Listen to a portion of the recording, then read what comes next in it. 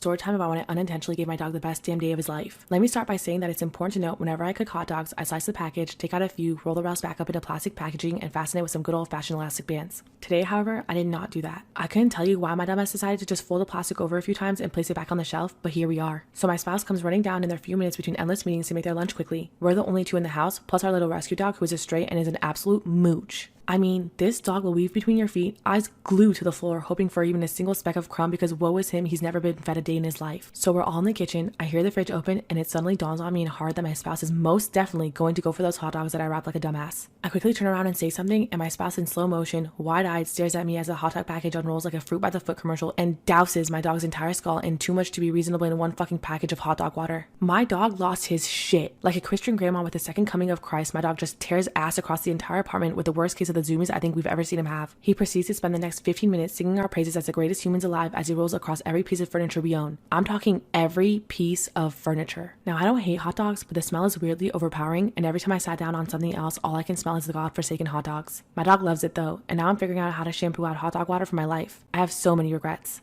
My sister is a single mother with 2 children, an 11 and a 7-year-old. The 7-year-old is a boy while the other one is a girl. She works a lot and doesn't have a lot of money to afford babysitting, so I started watching her kids for free. There was an incident one day where the 7-year-old had gotten mad at me because I wouldn't let him jump on the couch. I explained to him that he could get hurt and he threw a tantrum, which was normal. It's what young kids do. Well, around the time my sister gets home, he starts suddenly bawling his eyes out and running towards her. I'm confused as he was just fine a second ago but followed behind him to greet her. He immediately starts on a rant about how I had a man in the house and how neither him or his sister had eaten all day. My sister was rightfully pissed and started asking questions. I shook my head, said he was lying and that she had cameras so we should probably sit down and watch them. She said no and that I needed to go before she called the police. So I left. A few hours later, she calls me and apologizes. She watched the footage and saw no man enter the house at all and that she had seen that her son had refused to eat dinner and I made them. She asked when I could come by next as she hoped I understood the misunderstanding, but I said I would no longer be babysitting for her. She said that he's just 7 and that kids lie all the time, but I still refused. We went back and forth over the phone insulting each other and that was that. Our mother thinks I'm being ridiculous for being mad at a kid, but it's more than that. I could have gotten in trouble if the police had shown up and he was saying what he said. Am I the asshole for refusing to babysit my sister's kids any further after her son lied to her about me?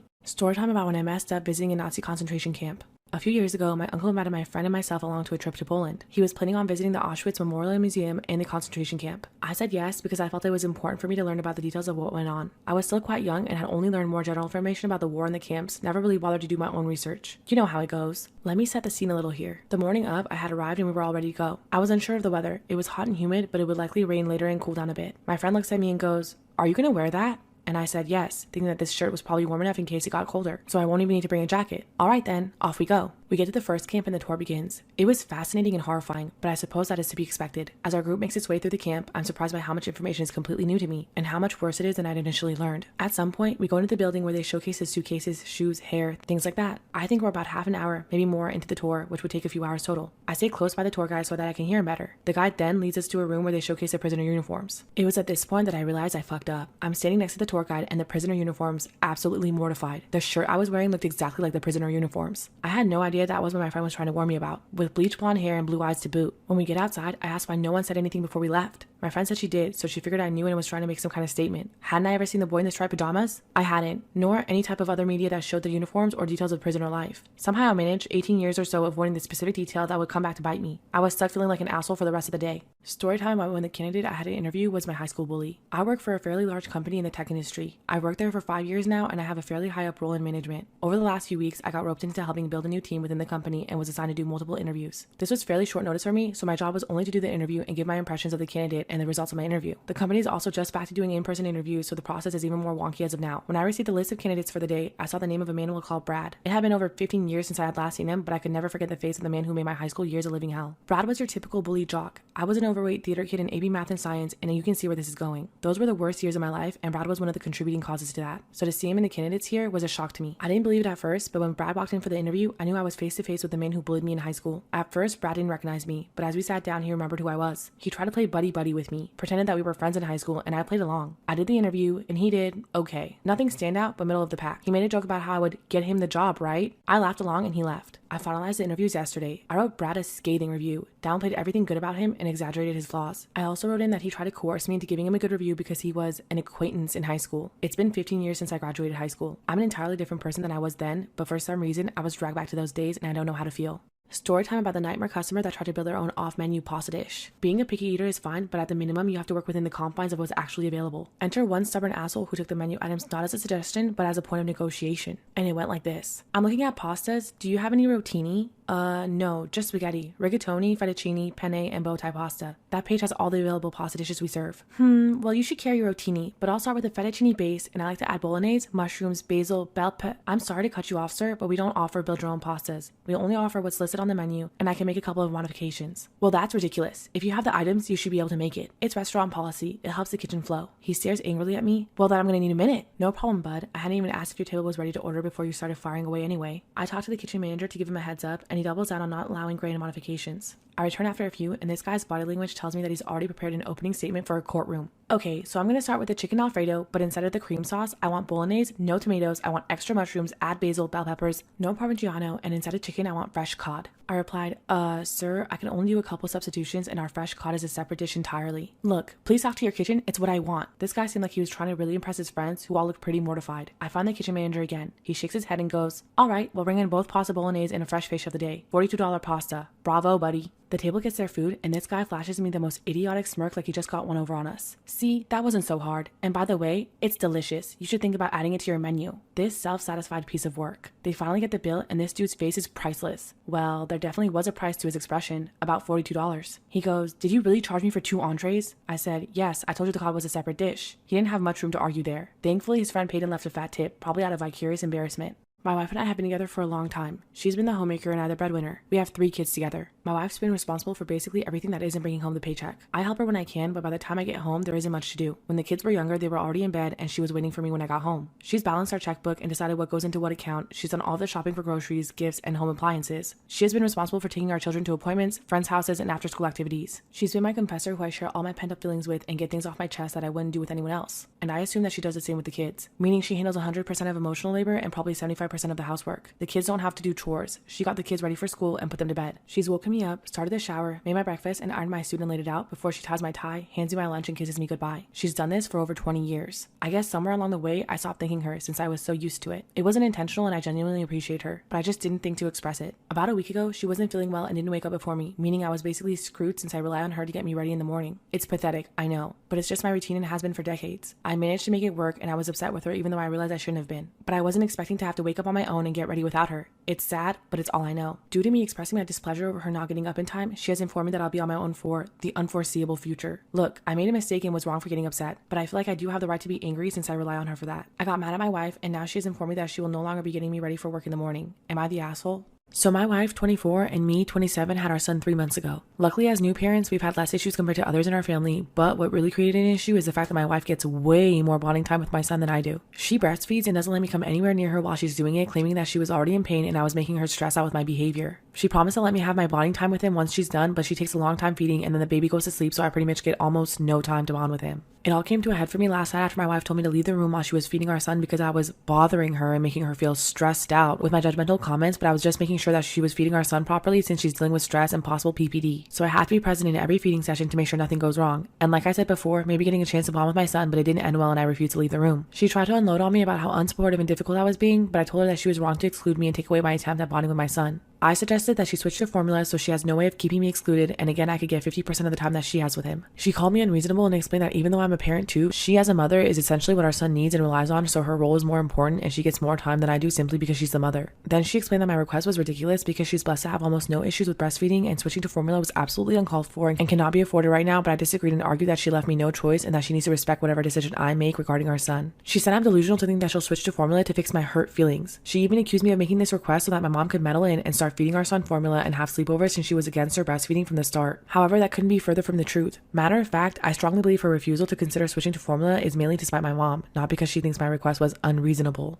Long story short, we kept going back and forth on this argument and she told me to drop it, but I refused because in my opinion, she's being selfish by how she's treating me as the other parent. Am I the asshole for suggesting that my wife switch to formula so I could have more time with our son?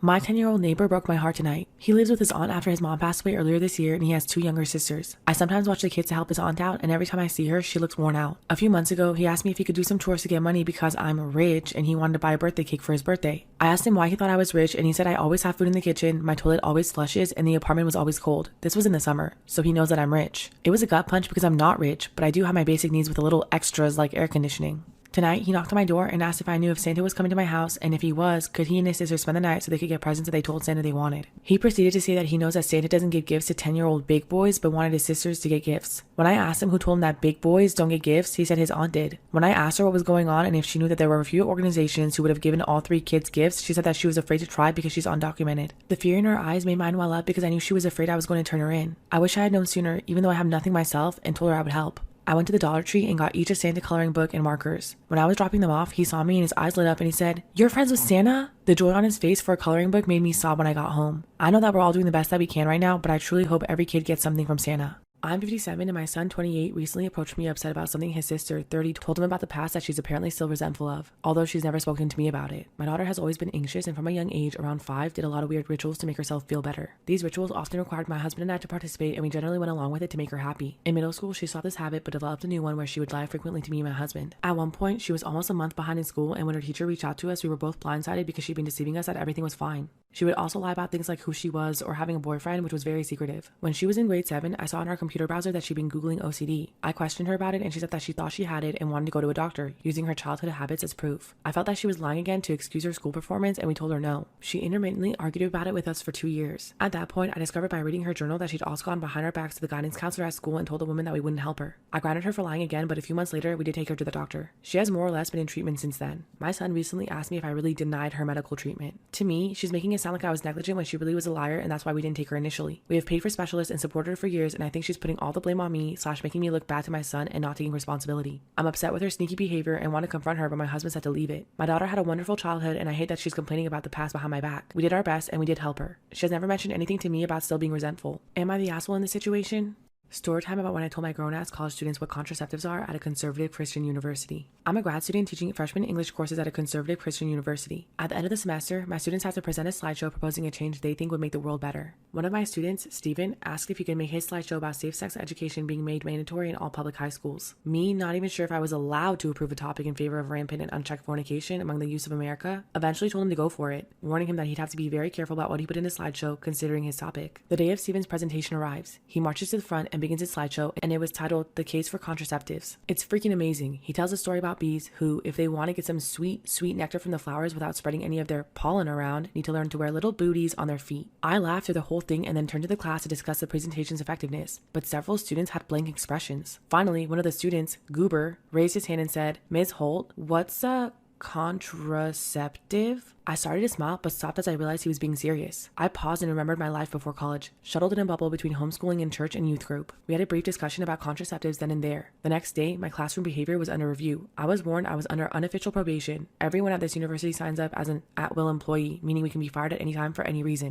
Story time about when I demanded my girlfriend show me where she buried our beans in the woods, causing her to break up with me. With everything that was going on, we stocked up on supplies, including some canned goods. I ordered a few weeks ago 30 cans of beans. 10 are black beans, 10 are kidney beans, and 10 are pink beans. Also, I ordered 15 cans of chickpeas. I thought this is a reasonable amount of beans and chickpeas to have every now and then that would last for quite some time. However, earlier this week I opened the cabinet because I wanted to make vegetarian chili using 2 cans of beans, but all the beans were gone. What the hell? I asked my girlfriend and she told me that she buried all of the beans in the woods. At first I thought she was joking, but she explained no, she had buried the beans in the woods. What the fuck? I asked her to explain and she told me that she was afraid that if things get bad, we might have to worry about looters or whatever, and that the beans would be in danger of being stolen. I said I thought this was completely ridiculous and unlikely. She became angry at me and said that she's protecting our beans. According to her logic, the beans are safely buried in the woods behind our apartment complex, and if we ever need some beans, she will go to the stash and dig up a can or two, but would prefer if we save them all for if things get worse. I said, why only bury the beans? Why not bury our more valuable items? She said that canned food was the most valuable in long-term means, and that since we get fresh food in our online grocery deliveries, it would make sense to continue to stockpile beans. She intends to go bury more beans in the woods every week. This was too insane for me and I got very upset. I demanded to know where the beans were buried. buried and she refused to tell me. She said if I knew, she was afraid I'd dig them up. I said damn right I would. She said I will never jeopardize the beans. The following day I tried to put my foot down, and I'm not usually a foot downer, but there are rare issues where compromise is out of the question, and I foolishly decided that this was one of those issues. I demanded to know where the beans were buried, and I told her that if she was going to bury beans that I paid for in the woods, that I would move out. We fought about it and I kept insisting. In hindsight, I should have just let it go and created my own hidden stash of beans in the apartment and given her time to maybe cool down about this bean burying scenario, but I blew it all out of proportion. Yeah, it's weird to bury beans in the woods, but why did I have to press it? What's the harm at the end of the day, in the grand scheme of things? But I kept demanding her to take me to the beans or at least draw a map or something, and finally she broke up with me over beans. I've lost the love of my life because I couldn't let the damn beans go. I am in disbelief. She moved out. Not only am I heartbroken, but now I'm paying full rent instead of 50%, which is a huge financial issue for me.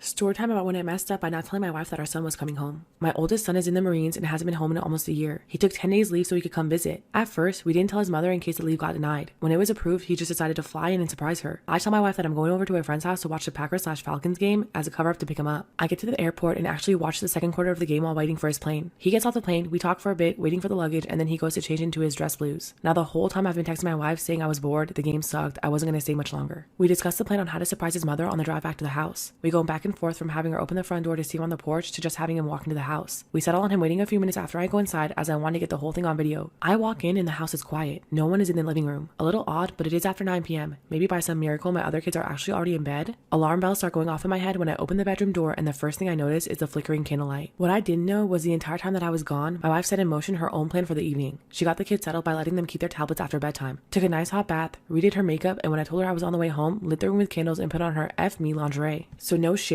there I was, staring at my wife giving me her best come hither look with our 21-year-old son outside not 30 feet away, waiting to surprise her. A handful of reactions to the scene are acceptable. Pulling out your cell phone and sending a text message is not one. The text told my son to stay outside. I had solved the most immediate problem of our son walking in and seeing his mother like that, but I was drawing blank on how to fix everything else. So my brain latched onto what was the most stupid plan I have ever had in my life. I told my wife to get dressed because she would never believe what the neighbors were doing and she had to come see. The look of confusion on her face was priceless. It took me 5 minutes to convince her to put on some sweatpants and a sweatshirt to go to the front door. Finally, after dodging all her questions and getting her to open the door, there was our son in his dress uniform and she was ecstatic. The noise brought all the kids out and everyone was happy. Except me. The wife excused herself after a few minutes and took off the laundry under her sweats before anyone noticed. It goes without saying, I did not get any action that night. My wife and her friend went out drinking on Friday night and she didn't come home till 4 a.m, which had me worried sick. When she finally came home, she was very drunk and was almost being dragged by her friend. The friend had a guilty look on her face and asked me to be patient while listening to her account. I was of course alarmed. What account? The friend left saying it's better if my wife told me. My wife was obviously out at this point, so I went to sleep. Around 11 a.m, I'm woken up by my wife crying and saying that she committed a horrible mistake and she's very sorry. She was hysterical at this point and I had to calm her down, and finally after calming her down, she told me that she had gotten so drunk last night that she hooked up with a stranger. I was shocked and I pressed her for details. She said that they had met 2 guys while drinking and they were buying them rounds. At first she says she turned the drinks down, but when her friend expressed an interest in one of them, they went to talk to them and accepted the drinks from them. My wife was given the responsibility of keeping the friend of the guy busy while her friend talked to the guy. Eventually, after some time and a lot of drinks later, they went to the guy's home and this is where she had sex with him. My wife says that she went there just to make sure that her friend was safe and she had no ulterior motive. She did admit to some harmless flirting with the guy, but said it didn't mean anything.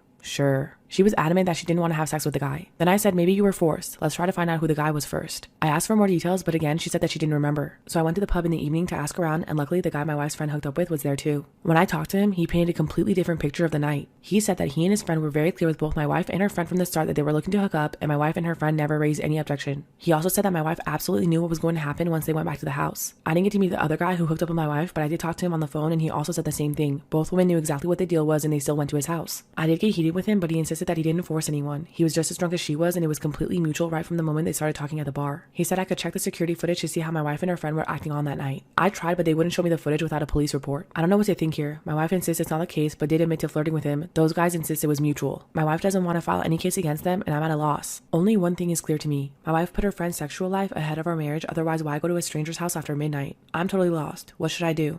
Story time about when I ordered not 1, but 3 adult items, getting next day delivery without realizing, and then silently watching as my dad placed them next to me. The first thing you should know is that I am not a sexual person. I barely ever have urges. I rarely even think about anything like that. My libido is comparable to that of a fence post. However, I started noticing that I was becoming increasingly bitter towards things like that, so I decided, you know what? I'm going to try and explore that side of me. Maybe bring it out a little more. And so I did. I bought 2 sex toys, nothing extravagant, just basic, cheap little items, and a bottle of lubricant because I work smart, not hard. Things should be fine, I think to myself. I'll order them and they'll come in a week or so. No one's expecting any packages then, so there'll be no issues and they'll hand it right off to me, none the wiser. And then that didn't happen. Can you believe it? No, what actually happened was worse and proved to me that my dad is a monstrous man who lives to cause me pain. Unbeknownst to me, I was still under my trial of Amazon Prime. I'd forgotten to cancel it and the package shipped and arrived the next day. Even this should have been fine. No one in my family opens packages that aren't theirs except one little thing. My package came in with my mom's packages. I didn't realize they were coming in that day, so I was still curled up in bed watching TV. When I heard the delivery truck pull up, I thought, oh cool, and then went back to my show. It just so happened my mom ordered a bunch of different parts for her car and then assumed that the box was one of hers without checking the label since I hadn't mentioned ordering anything to her. According to my mom, she opened it and thought, oh, my dad must have bought something, and then she checked the label and saw my name. Did she do the respectable thing and tape it back up with clear tape like nothing happened? Did she just hand it to me and walk away silently? No, she went to my dad. Because of course she did. According to my mom, she walked in and said, our daughter ordered sex toys and I don't know how to handle it. And my dad shot up in bed with horror. A moment later, he giggled and jumped out of bed, taking the box from her saying, I want to give it to her. So he walks into my room. I say hey to him and sit up and look at him. He tilts the box towards me to show its contents, and then we stare at each other in silence for several seconds before he sits it down next to me with the biggest grin on his face and then calmly walks off. I can't look at my parents in the face anymore. I might actually have to move out. COVID be damned because my dad won't stop making masturbation jokes. We used to have a beautiful bookshelf in our drawing room and it was filled with my girlfriend's books. She buys them for herself as she loves to read and I don't. Most of these books she's had since childhood. We get lots of compliments over it. She had added little potted plants, handmade photo frames with art from her favorite books and series, bookmark stands and stuff to it. Over the years, this book obsession has gone out of hand. She owns so many books. She has an Instagram page for her books. She listens to YouTubers who only talk about books. She has a lot of friends who don't really do anything but read these pretentious, fat books, unlike my girlfriend who is in law school and doing very well. She wastes money on more and more books when in my opinion she should be devoting that money to our house and relationship since it's been 3 years and we're fairly serious now. For context, we do split most of the house expenses, but she currently earns more than me because she has a really fancy internship right now. Given our respective fields, her earning more than me all through life is something I've accepted. I was worried that even after she gets a real job, she'll continue to burn all her money away instead of putting it to good use around the house. What's worse, I don't think she actually likes reading. She had a very abusive childhood and books were her coping mechanism. She doesn't live with her parents anymore though, so I don't see why she's still so attached to them. In my opinion, it's unhealthy. I'm not saying that she should be over it or anything, but her obsession with her coping mechanism is just stupid. You wouldn't mistake her for a reader if you saw her. She's very pretty and feminine with a gorgeous figure and fabulous hair. She wears makeup, dresses fancy, and is a life of the party sort of girl. So I don't think I'm wrong when I say that she doesn't actually like reading at all. So to help her out, I hid a good chunk of her books to sort of test the waters. Some of them were really old and from when she was a child in her parents' house, and her favorite. I felt the experiment would be meaningless if I just hid a couple she wouldn't immediately notice even though she reads every day, so she checks her bookshelf every day. When she asked if I took them, she already looked so worried I told her that I threw them away to show her that she can be fine without them. She flipped out, threatened to leave, the whole works. I got angry and told her the truth and said that she was welcome to her shitty crutches because she had just lost her boyfriend over them. She just laughed and went to go find her books. I left the house. When I went back, she was giving me the silent treatment and at night asked me when I was planning on leaving because apparently we're over. I'm currently living on my best friend's couch who's saying that I messed up big time, but he's always kind of wanted to bang her, so I don't believe him. Am I the asshole for helping my girlfriend get over her trauma? Story time about this guy who was harassing his ex-girlfriend at the bar I worked at. I work in a sports bar and grill in a reasonably small town. We're a popular hangout for local college kids that's one of the only spots with a full bar and some decent grub. I love this because contrary to popular belief, young people are usually better tippers and just all around more pleasant to their servers than the older crowd. One drawback though is they're certainly more dramatic than the older crowd. With these college kids, it's often either the best thing to spot your friends out and they get loud and excitable, or there's some rift between the groups and they get loud and excitable. For example, we had a college-age couple that came in a bunch almost every weekend.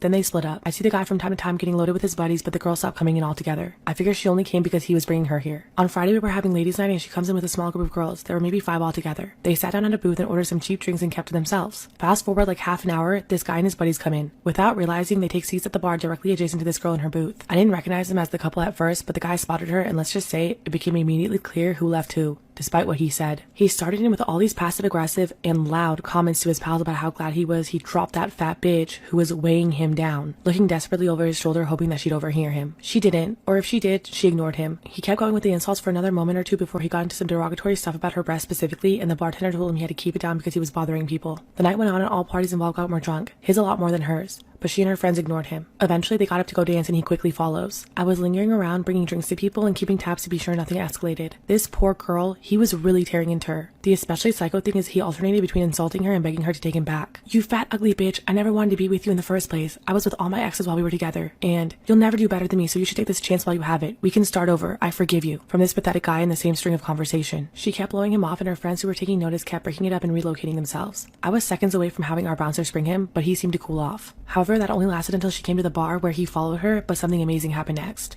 Part 2 of the guy who was harassing his ex-girlfriend at the bar I work at. So it only lasted until she came to the bar, not anywhere near him, mind you, to get herself another drink. He starts saying all this stuff about, you think anyone will ever want you like that? You can have me or you can have nothing. and I don't even want you. You were the worst decision I ever made. I don't even know why I'm giving you this chance. And on, until he's cut off by, what are you saying to my girl, bro? A towering guy sat down, put his arm around her and was like, sorry I'm late, babe. Practice kept dragging. Can I help you, son? He was 10 times more put together, better spoken, better dressed, way less effing sad or terrifying than the guy who'd been bothering her all night. The pathetic one was so drunk at this point that he didn't recognize he was outmatched and started launching into this incoherent screaming of, she's a skink, whore, B, and you better not touch her because she's mine. To which the towering, calm guy stood up, took his jacket off and said, without raising his voice, oh, so we have a problem? This guy's friends noticed the situation and came to collect him at this point, just before one of our staff could intervene. But this new guy followed him over to his friends. He got right in his face and said, if you have a problem with her, then you have a problem with me, so I think it's time to bounce. Drunk guy wasn't having any of it, but his friends were smarter, or at least more sober, and knew they didn't want trouble. Once they were gone, new guy went back over to his girl and says, hi, nice to meet you. My name's Isaiah. Sorry to get all involved like that. I hope I didn't overstep. It's just, I could not listen to another second of that. Seriously, that guy is scary. That's why I went with the boyfriend thing instead of saying, hey, you suck, time to go. I've got 3 sisters and he set off all my alarm bells. At this point, I'm stunned. I was wondering who'd bring a date to ladies' night. They'd never even met. He was just a stranger who stepped in to protect her. After this, they chatted a bit and he walked her out. They were back here for their first date today.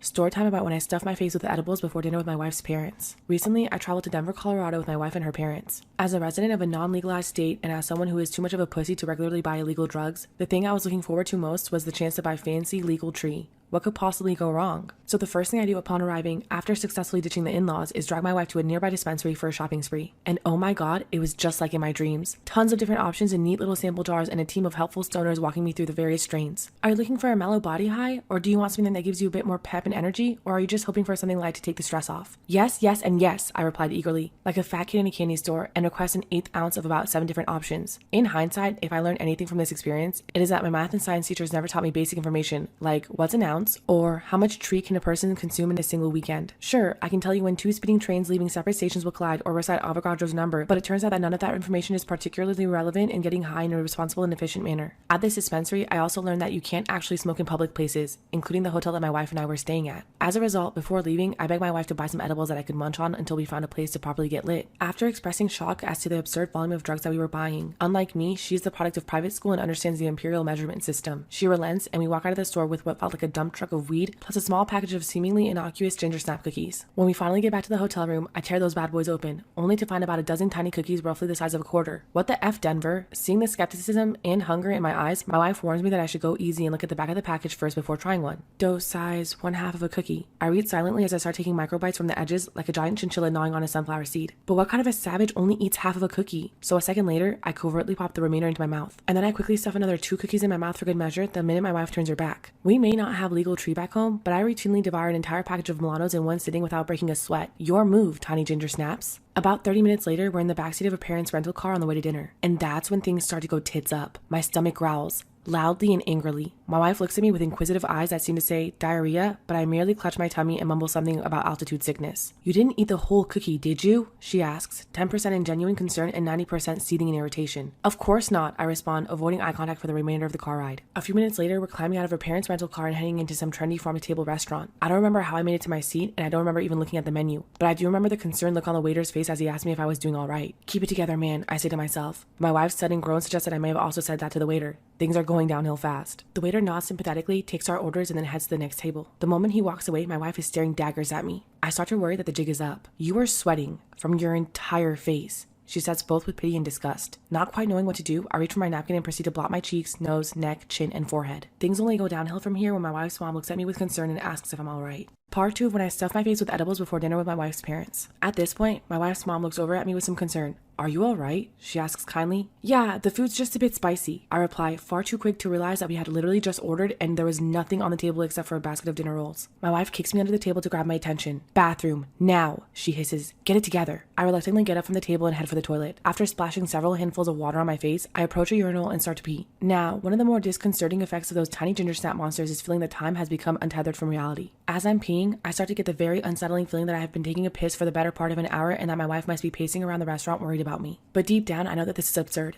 I've been peeing all my life, sometimes multiple times a day. I've probably taken more than 50,000 leaks and it usually only takes about a minute at most. So given that my typical pee is no more than 60 seconds, and given that it feels like I'm about halfway done, that means I've probably only been standing here about 30 seconds, right? But the guy at the urinal next to me doesn't respond and instead starts shuffling away from me midstream, like a startled penguin. I try, albeit unsuccessfully, to break the eye contact. After finally finishing, I again splash some water on my face before returning to my seat, making sure to apologize to the table for being gone such a long time, just in case my math was off. Next, I try to briefly engage in small talk with my wife's father, but I am far too high to understand what either of us is saying. Not wanting to start laughing uncontrollably at the wrong moment, or really at any moment, I figure the safest idea is to nod my head periodically and drink a ton of water. Nothing cures mental fatigue like water, right? To my wife's horror, I stand up, grab my water glass, and thrust it out to the waiter, who unfortunately is on the opposite side of the restaurant. But he turns out to be really cool and, after making his way over to our table, tells me he'll do his best to keep me stocked with ice water for the rest of the meal. He also helpfully suggests that if the dinner rolls aren't too spicy for me, I should probably eat one or two so that I'm not sitting there on an empty stomach. Smart man. However, after going through all the bread on the table and 3 glasses of water, I start to get worried that I need actual food to offset the growing paranoia from these tiny ginger snap devils. Do you think I should flag down the waiter again and ask what's taking so long? I suggest helpfully to my wife. What? We literally just ordered 3 fucking minutes ago. And at that exchange, my wife loses her cool. How many cookies did you eat? She demands. Whoa, easy there, Torquemada. I respond, somewhat horrified at her outburst. I had a few cookies, but keep it down. I don't want your parents to know how fucked up I am right now. Really? They're sitting 2 feet away from you. They know. I look up, and for the first time I notice both of my in-laws just staring at me for what felt like an eternity. At that point, my wife's singular focus was on getting me out of the restaurant. So after a few spastic, 2-handed waves goodbye to my in-laws, she rushed me to the door like a Secret Service agent evacuating the president. My night after that was a whirlwind of barfing and groveling, mixed with a few vain attempts at getting handsy back in the hotel room. But being the absolute awesome sweetie that she is, my wife stuck with me through the whole nightmare, whispering over and over again in my ear, "Please don't die. We have a mortgage."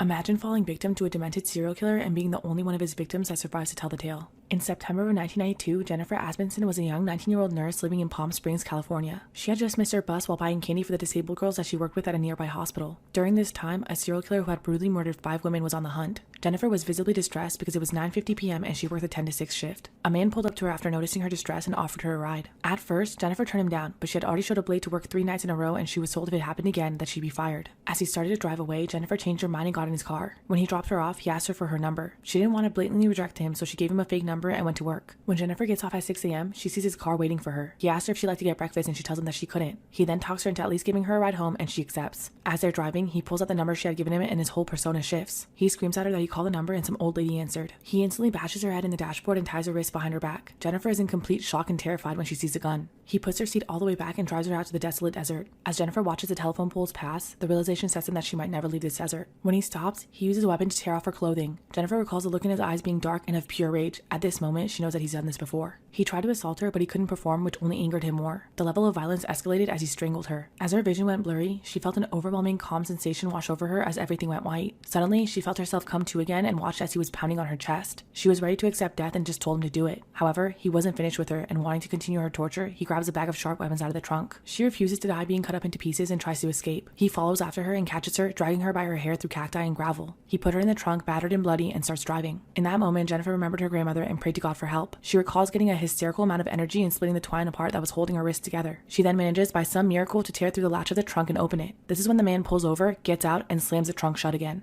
Crime Fanatic Friday, Part 2, The Girl Who Survived a Serial Killer. Jennifer Asbenson had just managed to break free from her restraints and pop the trunk of her abductor's car. He gets out and slams it shut again. He gets in his car to drive off when his tire gets stuck in the soft sand on the shoulder of the desert. Jennifer manages to pop open the trunk once again and listens to the voice screaming in her head telling her to run for her life. The man grabs a machete and starts chasing after her. As she's sprinting along the deserted highway, by some miracle, a truck is driving towards her. The truck stops and it turns out to be 2 Marines. They quickly put her in the backseat and try to go after the captor, but she urges them not to as he has a gun. The Marines clothe her as she tells them what happened. She had been tortured for nearly 2 hours in that desert. The Marines take her to a patrol station in the nearest town 20 minutes away. However, her nightmare was far from over because no one believed Jennifer's story, including her mother or police. She was forced into thinking that she had some crazy episode and moved on with her life, believing that she'd never see him again. Approximately 4 years later in 1996, Chicago was plagued by 3 consecutive murders that all shared the same MO. Hands tied, naked, discarded in water, and shot by the same weapon. However, police had no leads. It wasn't until a sex worker gave a tip about a John who had requested to restrain her. She remembered hearing about the other victims and reported it to police. This John turned out to be a man named Andrew Urialis, 32 and an ex-Marine. He had recently been arrested for possession of a firearm that turned out to be the exact one used in the Chicago murders. Urialis confessed to everything, including his murders in California, also outlining the details of Jennifer's kidnapping. They interviewed her and she pointed his picture out as the man who assaulted her 5 years prior. Urialis had murdered 8 women and Asbenson was the only one who survived. She attended every trial and testified against Urialis. He was found guilty of his crimes and put on death row. In In 2018, he was sentenced to death in California. Less than a month later, he carried out his own sentence and killed himself in his cell. Jennifer went on to become a proud mother, public figure, author, and wife. She released her book, The Girl in the Treehouse, about her ordeal in 2018. She also starred in an episode of I Survived a Serial Killer, which is available on Hulu.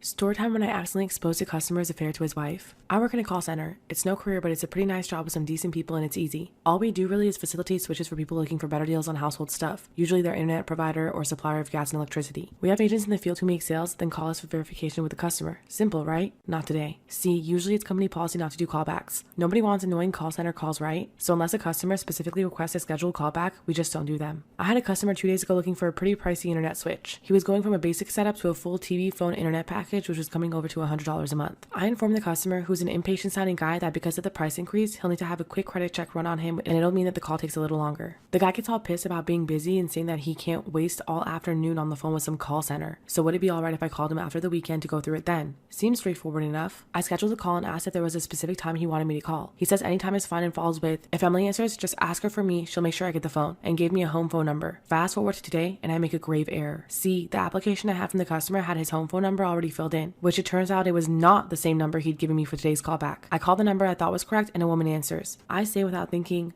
"Oh, hi, I'm calling for Steve to confirm his broadband switch. We spoke the other day. You must be Emily." Cue uncomfortable pause. She says, "This is Steve's wife, Amanda." "What do you mean I must be Emily?" I apologized and said, "I'm so sorry. When I spoke to him the other day, he said if an Emily answered to just ask for Steve." And she just goes, "I fucking knew it. I fucking knew it," and slammed the phone down. After checking the application against the post-it note, I jotted some info down on the other day and I realized that Steve must have given me the number for where he was going to be today, and I'd instead called his unsuspecting wife at home. Angry Steve ended up calling my workplace. He put in complaints and tried to get me fired. However, it turns out that when an application is put through by an agent, it must be the applicant's own details. So I was only technically allowed to call the wife anyway, not Emily's phone number as he gave me. If he wanted the call to be a different number, he would have had to have a new application submitted with revised details. It wasn't enough just to give me a different number over the phone. So in the end, I got a write-up, but I didn't lose my job.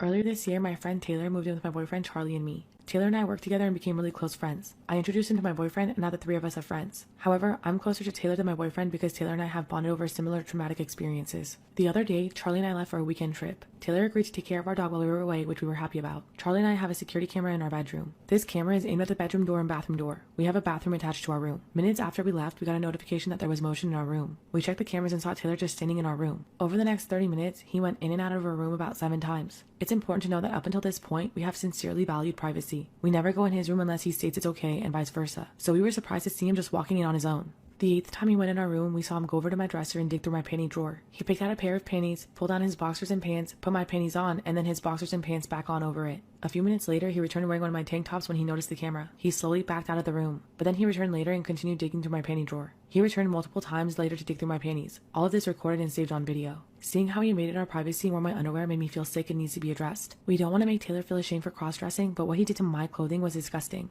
I know as soon as we get back home, I'm going to throw away all my underwear and Charlie's going to install a deadbolt to our bedroom door. We don't feel comfortable confronting him about it until we return home and are able to deadbolt the door. Would I be the asshole if I made him pay to replace all my underwear and pay for the hardware for our bedroom deadbolt? Part 2 of wanting my roommate to pay to replace my panties. Taylor also went in my nightstand to look at and handle my adult toys, and he dug through my hamper to presumably look for used underwear. When we confronted him, Taylor denied everything. Despite Despite the fact that we had it all on video, he tried to make up different reasons why he was there, tried to downplay it, said he only came to look around, and then said he doesn't even remember entering our room. We told him he could either move out, go to therapy, or we could move out and he would have to find new roommates. He basically told us no. He said we had no authority to kick him out and that blackmailing him with the videos was illegal. Unfortunately, he was on our lease, so there wasn't much we could do without taking legal action. So we got to work. We started looking for a new place to live, started looking for a lawyer, filed a police report, and made plans to file for a restraining order. But every single day I was constantly anxious at work and fearful in my own home because it was clear that he had absolutely no remorse. After about a week with no sleep and constant fear, I finally spoke to my boss about the situation. My concerns were taken seriously and they immediately began taking steps to help me. I showed them the videos and they agreed that his actions were completely unacceptable and, due to the nature of our work, he's considered a liability and a danger to other employees. They made sure I was in a safe place before they suspended him while they investigated him. During his suspension, I met with my bosses where they continued to support me and ensure my safety. They also made plans to terminate him as he also had multiple negative performance reports. So this whole deal was a nail in his coffin. However, Taylor quit before they had the chance to fire him. The day after he quit, he got all of his crap out of the apartment and signed documents removing himself from the lease. He has not attempted to contact me since. This whole situation has been extremely emotionally draining. It has caused a lot of painful memories and emotions to resurface. Looking back on our friendship now, I can recall multiple red flags in which he crossed clear personal boundaries I set. I can't believe he was ever someone I trusted and loved like a big brother. But for now, he's out of our lives and I'm relieved. I'm still living with my parents, but I plan on moving back as soon as the apartment locks get changed.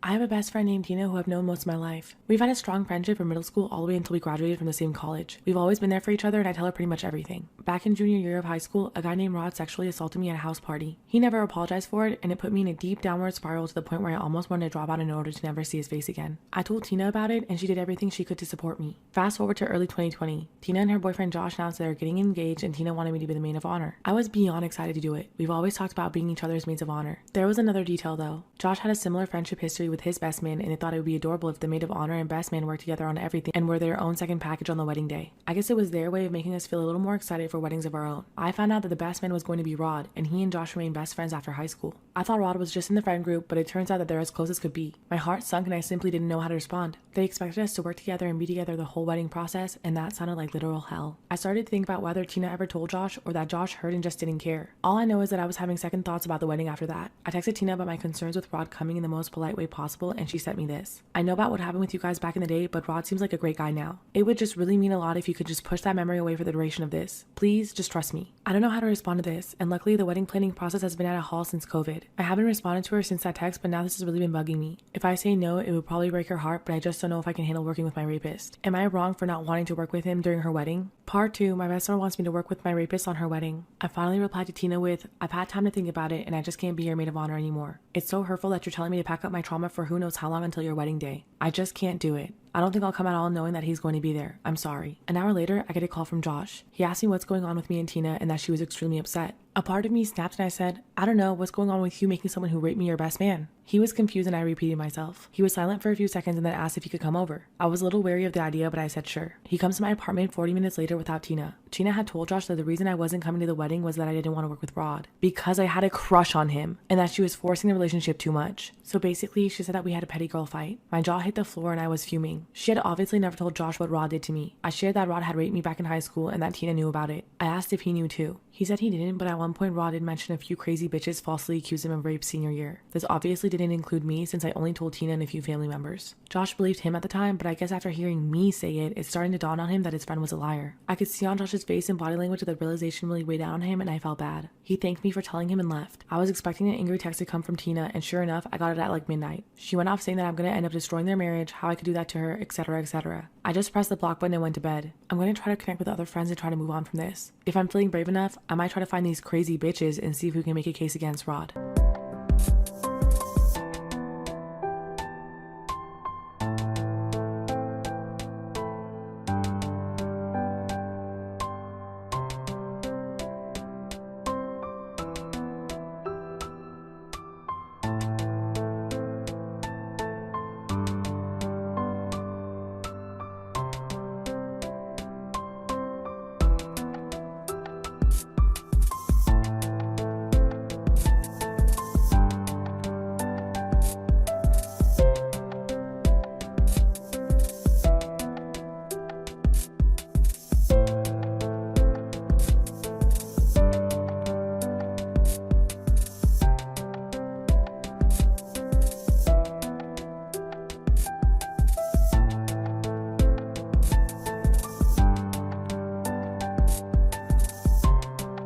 My best friend always projects her insecurities onto me. Should I break up with her? My best friend and I have known each other for exactly 2 years. We met in college and hit it off right away. We're both Latinas and we come from really big families. I have 2 other sisters and we get along really well. We always hype each other up and have each other's backs. A few months after I started my friendship with my best friend, let's call her Lucia. Lucia started showing some really toxic qualities. Sometimes I think I'm just reading too much into it or overreacting. So you let me know. First of all, she would start talking bad about my sisters in front of me. She would make comments like, wow, your sister's gained weight, or wow, your sister has cellulite. When she first did this, I would just defend my sisters, but then I realized that that just made her want to keep talking more trash. So if she ever said anything about my sisters, I wouldn't say anything. At the time our friendship started, I had a really big crush on this guy. He and I went to the same gym and I never had the courage to speak to him, not until my sister convinced me to. I finally spoke to him at the gym and we actually hit it off. We would work out together every now and then and he finally asked me out on a date. The day of our date, my best friend came over to my house, and while I was getting ready, she started saying really weird things. At first, she told me that I should wash my hair because it looked oily. I told her my hair was freshly washed. When I looked at myself in the mirror, I could see her reflection and she just rolled her eyes at me. This is when things started clicking. Part 2 is up.